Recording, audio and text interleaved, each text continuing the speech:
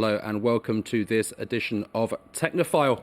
Francis Pisani is with me. Francis, today, ebooks. Take it away.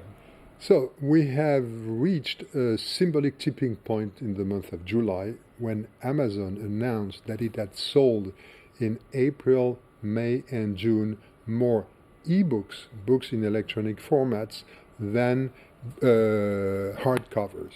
And it is announcing now that they will sell more ebooks than paperbacks in the coming months. So I think that what is important to see is that readers are going in the direction of ebooks, and we are going to see if publishers accept this trend. Very simply, Francis, tell me how they work. So first, let me show you the 5 of the most important ebooks. The first one was the Sony Reader, which is light, which is on e-paper, which is an electronic paper. It's black and it has no light from the back. It's not backlit.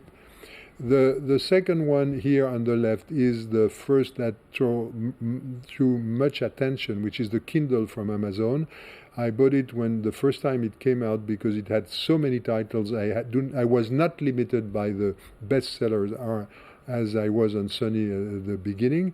Then we have the opposite, or the big competitor for the Kindle Amazon, which is the iPad from Apple. It's in color. The technology is different.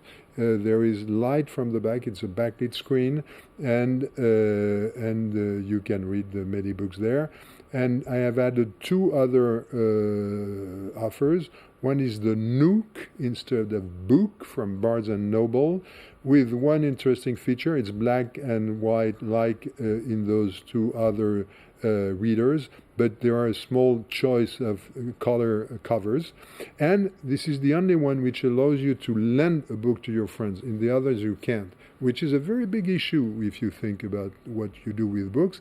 And Q from Plastic Logic, which should come out sometime soon. Okay, well, they're obviously changing the way we read. What are the advantages of these compared to a good old-fashioned book? Listen, I am completely passionate and completely convinced that everyone should have an ebook reader. Don't care which one you choose, and it's a matter of money. All these black and whites are much cheaper than the iPad. Basically, first, you have many books with yourself. When you live in the plane a few days ago, a woman saw me reading and said, how is it working? And I told her, and she said she showed me a bag full of books because she was going on vacation. And I had my iPad on which I was reading. I have 200 books there. What is funny is that I read my Amazon books on my iPad. So basically, what is in the Kindle format, you read on the beach. You need light, and you don't care when there is a lot of light. It's lighter and it's cheaper. On the iPad side, because I have both, it's heavier. It's interactive because you can write and do things, and it is a backlit screen, which allows me to do something which is very pleasant. I always read at night before sleeping, and it's always a problem for my companion. And now I can turn the light off and read from the screen, directly from the light of the screen of my iPad. And some people, and I thought it would be a problem for my eyes, it's not, because you can put the brightness of the screen exactly as you want. So it's not a problem for the eyes, and the ease of read to the end is the same as with a traditional book, is that right? And what is important, I have read now several books completely, entirely, and what happens, you forget the support, you are completely in the story. What matters is the story. And if you get grabbed by the story, it can be paper or something else, you don't care. If it's good, it's good, absolutely, yes. You're saying it's changing the way we read, obviously. What about the people writing the books? Is there anything that they're going to have to change? So we are seeing 3 things. One, the vehicle of the story is changing. The support is changing. 2, the people who are the destinataries of the story are changing too. We cannot talk anymore about audience. We have to talk about the ex-audience. People want to participate. 3, in the traditional literature, there is the notion that the matrix of a story is a space-time matrix. And now we see that in the world we have real time and we have a distance which is dying or vanishing or something like that. So if the support is changing, the people to which the message is destinated is changing, and the core of the story is changing. Can the authors remain without moving with crossed arms? And can literature remain a long time without changing? I'm convinced it has to. I don't know what is the answer, but I'm convinced it has to change. So look briefly into the future now, say 20, 30 years' time. Is the book going to be obsolete? Is everybody going to be wandering around reading these things? No, I think we have always to think of these things in ecosystem terms. So people who don't adapt die, and it's life. Life means dying, death at some point. But many people can adapt, and you will have people who have books, and you will have people who have e-readers. Personally, I have 2 e-readers, and I only take one each time, but I always have one with me.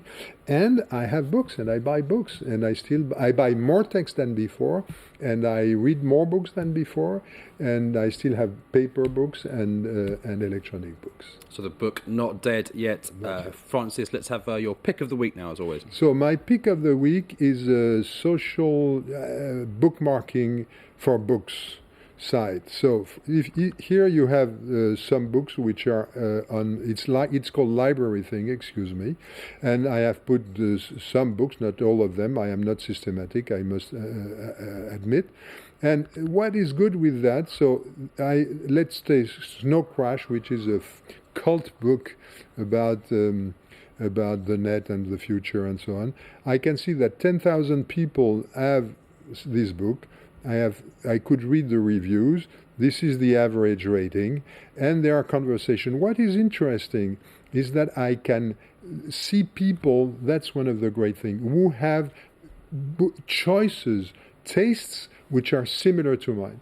And if I go to these people, I will see, I don't know, I have not tried to do that, but I can see, I am likely to find, these are the books we share, and I can find books I don't know, but that I am likely to be interested in.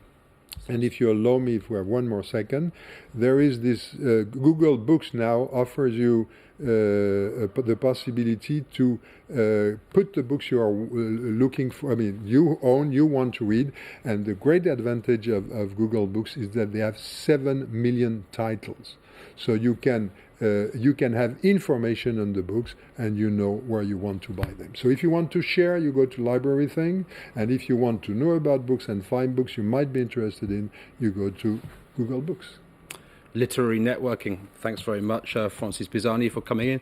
That's it for this edition of Technophile. Do join us again soon.